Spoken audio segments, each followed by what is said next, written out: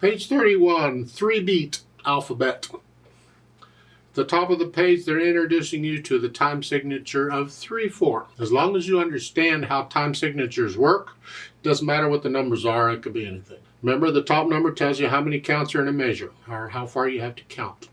The last lesson we did 4. 1, 2, 3, 4, 1, 2, 3, 4, because there were 4 counts in a measure. Here, there's only 3, so we only have to count to 3. 1, 2, 3, 1, 2, 3, 1, 2, 3. Basically, a beat and a count is the same thing. The bottom number is a 4, so we're still counting quarter notes. So there is the same as 3 quarter notes in every measure. Well, in this alphabet thingy, at the bottom, they're all quarter notes. It doesn't matter. Now let's review the symbols, because it's really important you know and understand what these symbols are in the music. You remember the 5 lines is called a staff. You remember the 2 staffs together connected with the vertical line and the curly brace? That's called a grand staff. At the beginning of each line, you have the clef signs. You have treble clef or G clef at the top staff, and F clef or bass clef for the bottom staff. You always check them because the clef signs can change. They don't have to be this way. They can change.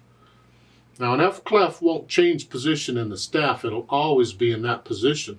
But sometimes you'll get where the bass clef is on the top staff too. They could be both bass clefs or both treble clefs or whatever. Check the clef signs. And then the time signature is telling you how to do the rhythm.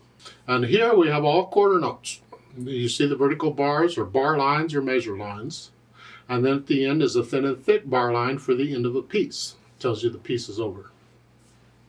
Of course, you figure it out yourself, but it's kind of important. Now here they're saying use the left hand for those notes and right hand for the others. So at the beginning, you're going to start on this. And again, which finger you use, I don't care. But you're only going to go up to the B. And then on middle C, remember that note's middle C. It doesn't look like it's exactly in the middle. That's because they spread the staves apart. But it is in the middle. It's middle C. And then the right hand does the rest of them. Here. And now at the beginning of each of these measures, the note, you see that little sideways arrow? That's an accent. Play it a little louder. And I missed it on the previous lesson, but here, between the stabs, you see the F. Remember, that stands for forte or loud. You decide what loud is. The accent takes a note up a notch.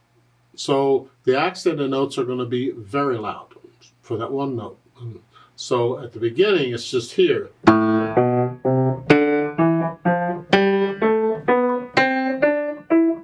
You get the idea. As far as how fast you go, it says moderately.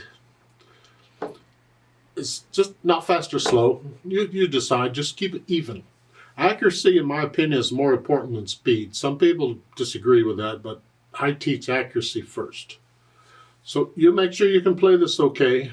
And when you're ready, then come to the Play With Me section. I put the starting point of the Play With Me sections in the description of the video, so when you're ready, you can always go right to it.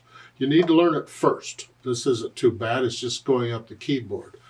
But let's play it together slowly, and I'm only going to give 3 counts now because there are 3 beats in a measure. So it's going to go 1, ready, go, and then we go. Go ahead and have your right hand up here on whatever finger you're going to use for middle C. Have the right hand here ready to go at the beginning. 1, ready, go.